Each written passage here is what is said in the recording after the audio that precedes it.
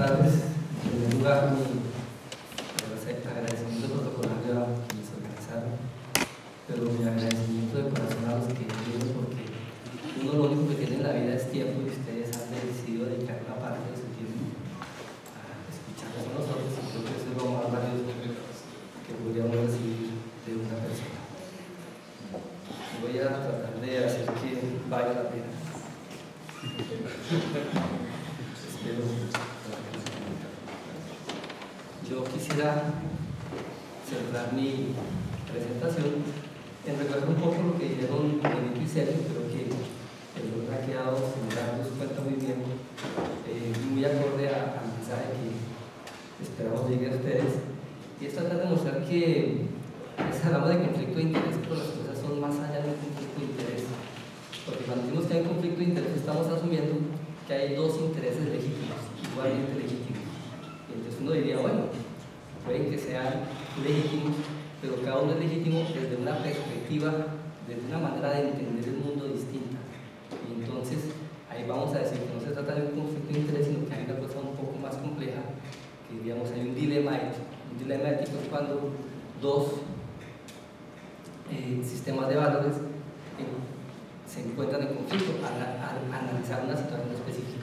Cada uno termina dando una solución distinta, y entonces por eso los expertos en ética dicen que frente a un dilema ético no hay respuestas correctas, que depende del momento histórico, depende de quién esté parado y quién esté parado para que haya la respuesta, pero en el fondo lo que yo quiero mostrarles a ustedes es que realmente es una crisis de paradigma detrás de esto, y es hacia donde yo quiero apuntar lo que Benito, Sergio y ahora yo voy a intentar decir.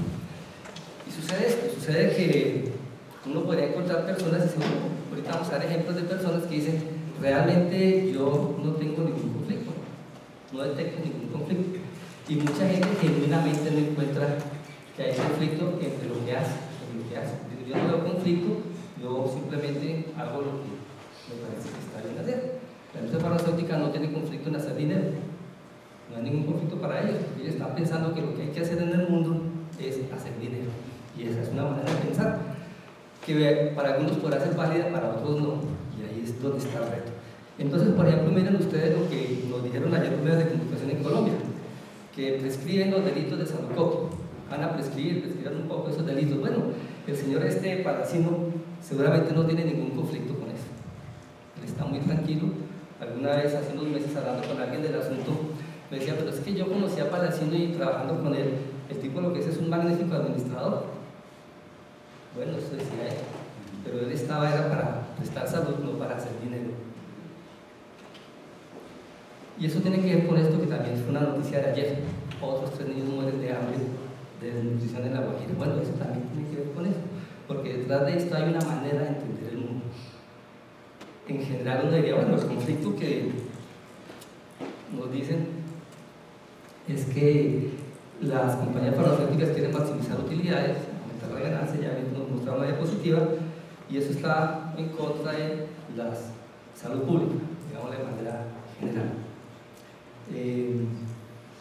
Pero bueno, su objetivo es hacer dinero y con eso no encuentran conflicto. Y uno diría, bueno, pero este man, ¿qué le pasa? Es que es envidioso porque no hace dinero. Bueno, es posible que tenga algo de envidia por no hacer dinero, y seguramente que sí. Y a mí realmente, en general, yo diría, no me afana mucho que alguien se enriquezca, que la industria farmacéutica se enriquezca cada vez más. Yo diría, en principio, no tendría por qué molestarme a mí. Lo que me molesta es que para que una persona sea rica, muchas tienen que ser pobres. Y entonces yo no puedo desligar el enriquecimiento en la industria farmacéutica con la pobreza de las demás personas. Eso me lleva a algo que se estila hoy en día, que es lo políticamente correcto, es cuando uno empieza a hablar, a hacer su declaración de conflictos de interés. Entonces yo quisiera hacer esta un poco larga declaración de conflictos de interés, tomando las palabras de este señor Paulo Freire, que dice que ahí el tono de rabia, legítima rabia que involucra mi discurso cuando me refiero a las injusticias a que son sometidos los zarrapados del mundo. De ahí mi ningún interés de, no importa cuál orden, asumir un aire de observador sencento e imparcial, objetivo, seguro de los hechos y acontecimientos, lo que jamás me alejó de una posición rigurosamente Quien observa lo que hace de un cierto punto de vista, lo que no sitúa el observador en error.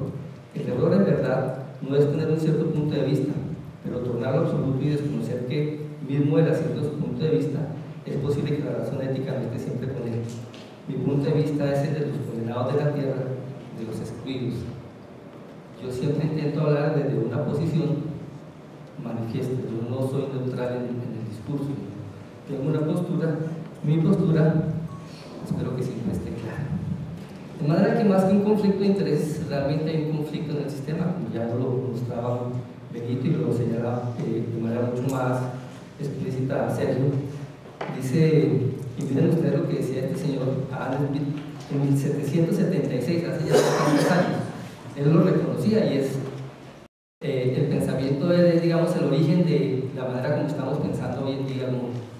Dice, el consumo es el único fin y propósito de toda producción, y el interés del producto debe tenerse en cuenta solo en la medida en que sea necesario para favorecer al consumidor. Eso es en teoría. Pero en el sistema mercantil, el interés del consumidor se sacrifica de forma casi constante al interés del productor, y parece considerarse la producción y no el consumo el fin último y el objeto de toda industria y el comercio. Es muy claro lo que está diciendo.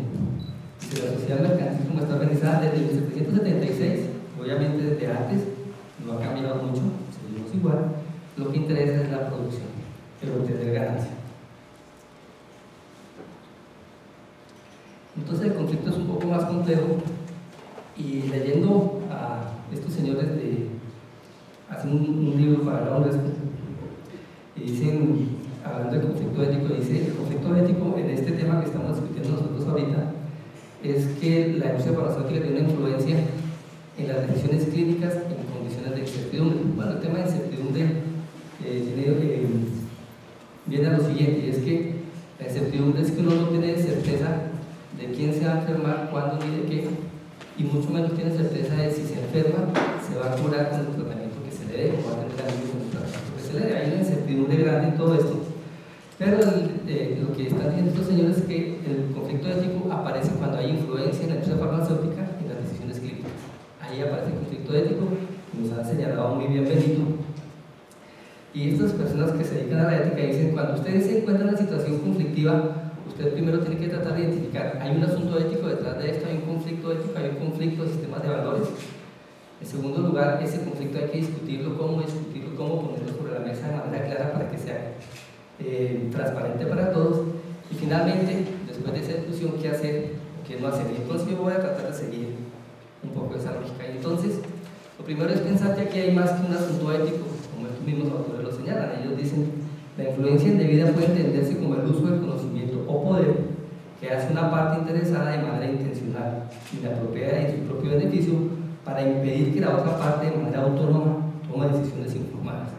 Y creo que aquí está el mensaje clave. El mensaje clave es que, como decía Sergio, aquí hay asuntos de poder detrás de todo esto, no es solamente un asunto de conocimiento, también hay asuntos de poder, y vamos a ver que hay incluso más cosas más allá de los asuntos de poder, y que tienen que ver con la parte que está subrayada ahí al final, y es impedir que la otra persona actúe de manera autónoma. Entonces Sergio hablaba al final de la autonomía médica, y diremos un par de cosas de la autonomía médica un poco más adelante en referencia a esto.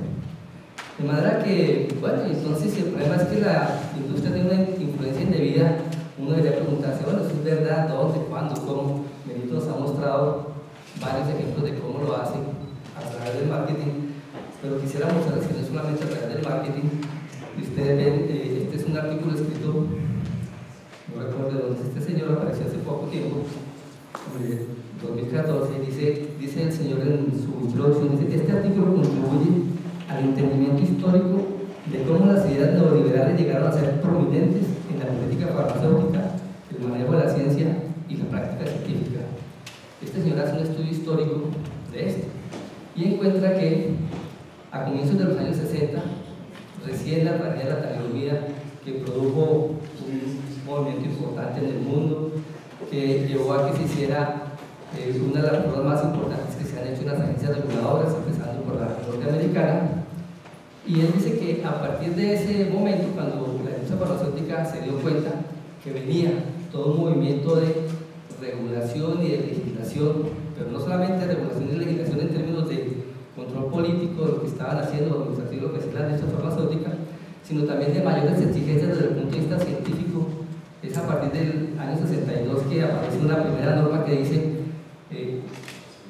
más o menos, de aquí en adelante, para que un medicamento se pueda vender, tiene que demostrar que sirve, que es eficaz por medio de un método científico. Y es a partir del año 62 que empiezan a aparecer una gran cantidad de ensayos clínicos. A partir de esa fecha, es muy clara esa fecha en la cual comienzan los ensayos clínicos, y estos dijeron, oiga, si esta vaina va a ser así de aquí en adelante, empecemos a manejar. Y el señor nos cuenta en este artículo cómo desde esa época empiezan a existir alianzas entre la industria farmacéutica con estos señores de la Escuela de Chicago, los contratan para que ellos les orienten cómo organizar no solamente la futura legislación, sino cómo organizar el manejo de la ciencia y la práctica científica.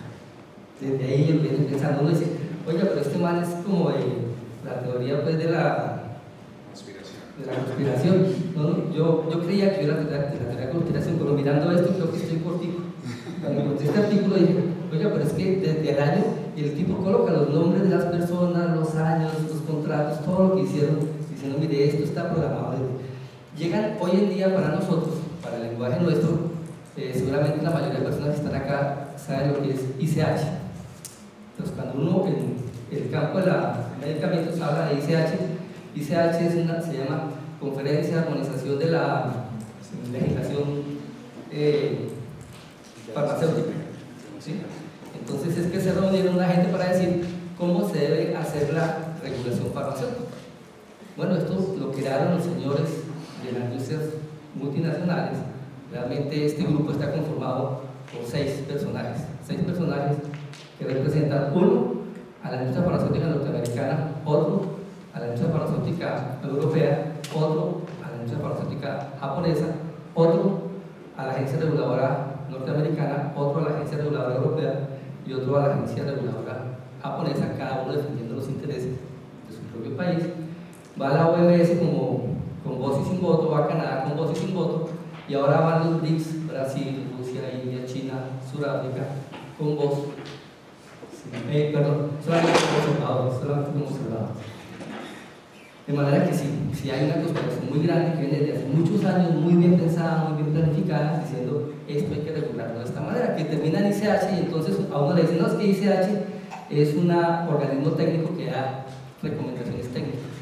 Entonces, buenas prácticas clínicas, buenas prácticas de manufactura, buenas prácticas de farmacovigilancia, etcétera, etcétera, etcétera. Está muy bien pensado desde hace muchos años. Este señor lo demuestra en ese artículo. De manera que uno termina diciendo, bueno, la industria farmacéutica realmente, como dice esta diapositiva, no crea cura, realmente está interesada en crear consumidores que consuman sus productos. Lo que decía Adam Smith, hay que consumir estos productos porque es la manera como esto va a avanzar. Y para que ustedes vean que no es una cosa de... Ustedes deben conocer a Claudia Vaca, dice que yo soy el Osama de los medicamentos. Para que vean ustedes que no es una cosa de terrorismo, entre otras cosas. Esto fue un estudio que hizo un grupo de expertos en Inglaterra por petición del Parlamento inglés, donde dicen, oigan, miren ustedes la influencia de la industria farmacéutica. Año 2004, 2005, 2004 fue cuando la crisis del BIOS, que nos mencionó hace un ratito Benito, fue el año que lo retiraron, y a partir de la crisis del BIOS, entonces viene una serie de reformas en las agencias reguladoras que todavía no han cuajado esas reformas, pero vienen desde ahí a raíz de esa crisis. Y miren ustedes algunas de las conclusiones que hacen ellos. Primera conclusión, para que ustedes vean que la cosa no es tan radical: los medicamentos contribuyen enormemente a la salud de la nación. Bueno, eso dicen ellos. Segundo, el consumo de medicamentos es amplio y en incremento. Tercero, la industria farmacéutica inglesa es de clase mundial y es una joya en la corona de la economía del Reino Unido. Dicen, los intereses de las compañías farmacéuticas y los del público, pacientes y el sistema de salud se superponen, pero no son idénticos. Ya no lo había dicho Sergio. La influencia de la industria se ha expandido y las influencias de la industria se han expandido y han desarrollado prácticas que atentan contra el interés público. Es decir, ellos reconocen que tienen un serio problema, pero no están dispuestos a tocarlo porque es una de las joyas de la corona. No están dispuestos a tocarlo o a tocarlo de manera muy tangencial, y es lo que han hecho en estos años. Miren ustedes aquí hay un señor, este señor Richard Smith, dice: es fuerte la evidencia que la industria obtiene los resultados que quiere, no por distorsionar los resultados, sino por hacer las preguntas correctas. Entonces, cuando hacen un ensayo clínico, con toda la calidad metodológica que ustedes quieren, ellos hacen la pregunta correcta. ¿En qué consiste la pregunta correcta?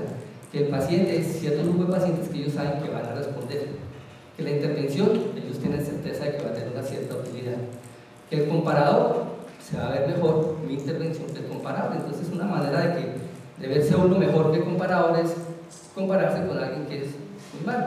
Entonces, por eso yo acostumbro a decirles: yo no ando con George Clooney ni con ninguno de estos personajes porque me vería mal. Yo ando con los profesores de la universidad y así no me veo tan mal.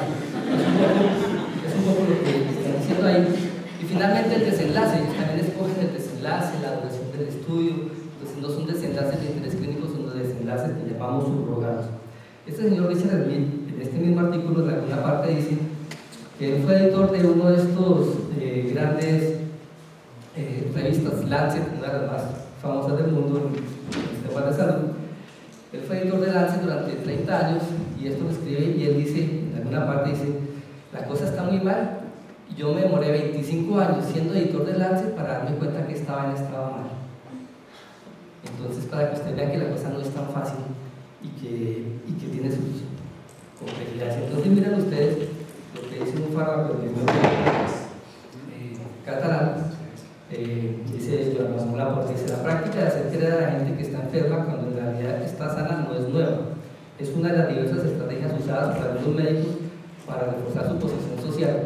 Miren que no es solamente un asunto de la industria farmacéutica, los médicos, y yo agregaría los farmacéuticos y en general todos los que trabajamos en salud. Eso no sirve. Debe ser tan vieja como la propia medicina, la cual en formas diferentes, según la cultura, ha sido y es una forma de poder, dominación sobre los demás, basada en la magia. Solo que en la actualidad la magia se reviste de argumentos aparentemente científicos. La atención a la salud está cada día más impregnada de valores de mercado y las funciones de cuidar, curar y rehabilitar han perdido la centralidad. Entonces está aquí Joan Manuel Laporte diciendo: no, mira, el problema realmente es nuevamente un asunto de poder, y que no es solamente un asunto de poder de nuestra farmacéutica, sino también de nosotros los trabajadores de la salud, que también eso nos sirve para el discurso de que tenemos el título de la universidad miércoles. Esto es solamente para mostrarles que realmente el problema viene desde que se investigan los medicamentos hasta su disposición final, y al final elegir la educación como palabra porque es clave. Ya Sergio me permitía decir la educación. Tenemos ciertos problemas con la educación, y la educación que debería llevarnos a cambiar las cosas parece que no nos ayuda tanto a cambiar las cosas, y la manera como la industria ha sido más eficaz en mantener el control de estas cosas es la siguiente, que dice Chomsky, dice: el ideal democrático de nuestro país y en el extranjero es simple y honesto. Sois libres de hacer lo que queráis, siempre y cuando eso sea lo que queremos que hagáis. Entonces, la industria farmacéutica dice: claro, los médicos que tengan la autonomía de hacer lo que quieran, siempre y cuando sea lo que quiere la industria farmacéutica. Entonces, prescriban lo que quieran, siempre y cuando lo que quieran es lo que quiere la industria farmacéutica. Ya Benito habló de esto bastante, no me voy a meter. Hay una revisión sistemática donde miran eso que Benito nos dijo, que mientras más los visitan la industria farmacéutica, más mal prescriben, más caro y menor calidad lo hacen los médicos. También estudios de la industria farmacéutica, de estudios de documentos internos que muestran que ellos no muestran toda la información que tienen, que distorsionan la información que presentan, y que finalmente eso que llamamos medicina basada en la evidencia termina siendo medicina basada en el mercadeo, que es lo que pareciera que actualmente está sucediendo. Claro, hay mucha gente que ha escrito cosas sobre esto. Esta es una discusión que viene de manera importante desde hace unos 30 años, 20 años por lo menos. Es muy fuerte esta discusión. Esto no es una cosa nueva, hay muchos libros sobre eso. Yo aquí coloco apenas 6, pero podríamos colocar más. Y quisiera dedicarle estos últimos 3 minutos a hablar de la crisis del paradigma para mostrarles lo siguiente. ¿En qué consiste la crisis del paradigma? Por un lado, tienen ustedes el crecimiento del Producto Interno Bruto Mundial. Eso es lo que dice el Banco Mundial. Esta es una diapositiva del Banco Mundial, es decir, no es de Osama. Y es más o menos un crecimiento que está aquí por debajo del 3%, más o menos del 3%, pero el gasto farmacéutico crece en un 4%, es decir, la crisis que se viene y en la que estamos ahorita en la que está metido Obama, en la que está metido el gobierno colombiano, es que el gasto en medicamentos, en general en salud, viene aumentando más de lo que aumenta el Producto Interno Bruto, lo cual va a ser insostenible financieramente en los sistemas. Eso es lo que quiero mostrar en esta diapositiva. La industria farmacéutica, sin embargo, el crecimiento de las ventas de la industria farmacéutica es este, que lo muestran también ellos mismos, un crecimiento del 8% anual en estos últimos 15 años, va ya por encima de $1 billón de $1.000 millones al año. Eso es insostenible, y esto, lo que nos mostraba Benito, recuerdan la prescripción que nos habló Benito, ellos desde el año 81, 1981 vienen haciendo esta mirada de cuáles son medicamentos realmente buenos, nuevos, cosas nuevas. En estos 35 años de evaluaciones, solamente 2 moléculas han merecido llamar la atención. Entonces la industria farmacéutica no innova tanto como nos dicen. Sin embargo, la industria dice: estamos en una crisis, dicen ellos mismos, estamos en una crisis porque cada vez nos cuesta más, la rayita morada, cada vez nos cuesta más investigar un nuevo medicamento, y cada vez sacamos menos nuevos medicamentos. Menos nuevos medicamentos, ya mostramos en 35 años, 12 que valgan la pena de manera importante según estos expertos. Y entonces uno mira y ¿qué es lo que sucede? Claro, la industria farmacéutica es de las industrias que más invierte en investigación. Esta diapositiva nos muestra los cuadritos azules arriba y en el centro de la industria farmacéutica. Lo que invierten ellos en investigación y desarrollo está en el eje X, y lo que invierten en publicidad está en el eje Y. Así como son los que más invierten en investigación, son los que lejos, pero muy lejos, son los que más invierten en publicidad. Pero muy lejos, ustedes lo pueden ver ahí, están muy lejos. De manera que ellos se precian de decir que son industria de investigación. Yo prefiero llamarlos industria de publicidad. Publicidad para convencerlos de consumir sus productos. Y miren estas últimas diapositivas. ¿Qué tan eficaces son los medicamentos comunes? Ustedes ven ahí, están resaltados en rojo aquellos que tienen que ver con variables, digamos, más objetivas y de mayor interés para el paciente. Ven ustedes que los inhibidores de bomba de protones son los que tienen un efecto más grande. El tamaño del efecto, mientras más a la izquierda esté, mientras más oscurito esté el azul, es un efecto más grande. Pero miren ustedes que medicamentos muy comunes para nosotros, la metformina en diabetes, no sabemos si aumenta o disminuye la mortalidad, no sabemos. Y este es un estudio que publicaron el año pasado, si no estoy mal. Los inhibidores de la ECA, famosísimos inhibidores de la ECA, algunos de ellos costosísimos, un efecto muy pobre para disminuir eventos cardiovasculares, un tamaño de efecto muy pequeño. Bifosfonatos, un efecto moderado, anticolinéticos, un efecto más bien moderado, estatinas y aspirina en prevención secundaria, no primaria, secundaria, un efecto muy pequeño. De manera que eso es lo que están haciendo. Y ustedes miren esta otra diapositiva de metaanálisis que estos señores se pusieron a mirar, ensayos clínicos publicados en las 4 revistas más importantes del mundo: Lancet, New England Journal of Medicine, British Medical Journal y ya, en esos 4 journals, y miran el tamaño del efecto de los medicamentos comparados contra placebo. Ustedes ven la raya roja como cada vez el tamaño del efecto de los 2 medicamentos es más pequeño. Es cada vez más pequeño. Uno podría decir, bueno, ¿cuál es la razón para que el tamaño del efecto sea cada vez más pequeño? Uno podría buscar muchos argumentos. Entonces uno podría decir, no, es que estamos llegando al límite del conocimiento y entonces ya no podemos, esa podría ser una explicación. Otra explicación podría ser, no, es que antes los ensayos eran de menor calidad y por tanto mostraban un efecto más grande. Esa podría ser otra explicación y podríamos seguir especulando. Lo cierto es que no parece que sean tan buenos en lo que están haciendo, y la solución que se ha dado un poco es esta cosa de tener códigos éticos, muchos de ellos de autorregulación, y estas diapositivas para mostrar a ustedes las sanciones que se les han colocado a estas multinacionales por hacer promoción de uso de una prueba de medicamento, por no reportar datos de seguridad, por hacer pública promoción engañosa y falsa. Aquí empiezan desde 2009 los que están acá, 2013, 2015, siguen sancionándolos por engañarnos y por comprar a los médicos, fundamentalmente. Este señor les decía, mire, dice, se pueden revisar los protocolos, insistir en el registro de ensayos, exigir transparencia en el papel del patrocinador y defender la publicación de ensayos, a menos que el investigador controle la decisión de publicar. Sin embargo, dudo que estos pasos puedan hacer mucha diferencia. Algo más fundamental es necesario. ¿Qué es lo que es necesario? Es como cuando la novia uno lo va a echar. No, no eres tú. Es Marco. El problema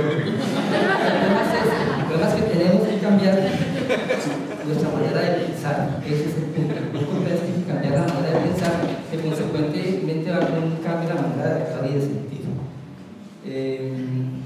Esto ya algunos dicen que lo mejor sería, lo que dijo Sergio, evitar la exposición de la industria farmacéutica, no tener ninguna relación con ellos sería lo mejor. Algunos lo recomiendan, otros dicen, no, pero es que la industria nos permite conseguir dinero y no sé qué más cosas. Y esta es la última diapositiva. Y esta última diapositiva la coloco a partir de un señor Garrafa, un brasileño, que desde mediados de los 90 viene hablando de que es necesaria una nueva bioética que se llama bioética de intersección, que viene muy del pensamiento latinoamericano y que vaya más allá de la ética principialista de los anglosajones, de los no maleficencia, beneficencia, autonomía y justicia. Se tiene que ir más allá, se tiene que cuestionar esos principios y sobrepasarlos. Dice, realmente el asunto es que tenemos que lograr una mayor inclusión social. Una inclusión social entendida como un proceso dinámico que se debe construir en la práctica, en el día a día, en lo cotidiano, no en grandes discursos, sino en el día a día en lo que hacemos. Y que tiene tres elementos claves, dice Garrafa. Primero, el empoderamiento, es decir, que la gente reconozca que aquí se trata de un problema de relaciones de poder que se maneja por medios económicos, por posiciones políticas, por prestigio, el poder como ustedes lo quieran ver. Aquí hay un asunto de poder y hay que reconocerlo allí, y la gente tiene que empoderarse y decir, también nosotros tenemos poder, no vamos a ceder nuestro poder, sino que vamos a tener nuestro poder. En segundo lugar hay que liberarse. ¿Liberarse de qué? Liberarse del pensamiento que nos vienen introduciendo desde los años 60, que nos mostraba, esta es la manera de pensar la ciencia, esta es la manera de pensar los medicamentos, esto es lo que hay que hacer, así se investiga, y esta es la verdad. Nosotros le rendimos pleitesía al ensayo clínico controlado. Cada vez que uno dice la palabrita ensayo clínico controlado, muchos científicos hacen una venia, mucho respeto, y se desactivan algunos de ellos, porque consideran que eso es lo mejor, pero realmente el ensayo clínico controlado es la demostración más clara del reduccionismo en el pensamiento del ser humano, porque reduce toda la realidad a lo que logran controlar. Y claro, y esa es la base de lo que hacemos nosotros. Es lo mejor que hacemos, bastante pobre es lo mejor que hacemos. Y finalmente dice Garrafa, hay que emanciparse. Y emanciparse es ser capaz de construir su propio pensamiento desde su propia realidad. Y entonces los médicos y trabajadores de salud en general deberíamos empoderarnos para no seguir haciendo lo que muchas farmacéuticas nos dicen, liberarnos de las ataduras que nos han puesto y empezar a construir una manera distinta de pensar los medicamentos, la salud, la sociedad, el mundo en el cual vivimos. Muchas gracias por